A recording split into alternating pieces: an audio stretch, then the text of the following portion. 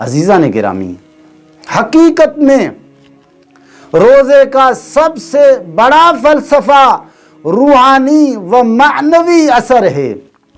وہ انسان کے جس کے قبضے میں طرح طرح کی غذائیں اور مشروبات ہوتے ہیں، جب اسے بھوک و پیاس محسوس ہوتی ہے تو وہ فوراً ان کے پیچھے دوڑ نکلتا ہے۔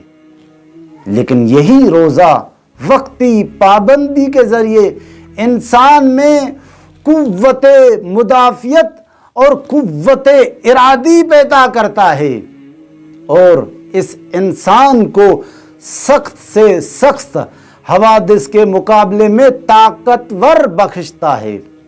روزہ انسان کو حیوانیت سے نکال کر فرشتوں کی صف میں کھڑا کر دیتا ہے۔ آخر میں خداوند متعال کی بارگاہ میں دعا گو ہیں کہ ہمیں روزہ رکھنے کی توفیق عطا فرمائے، آمین۔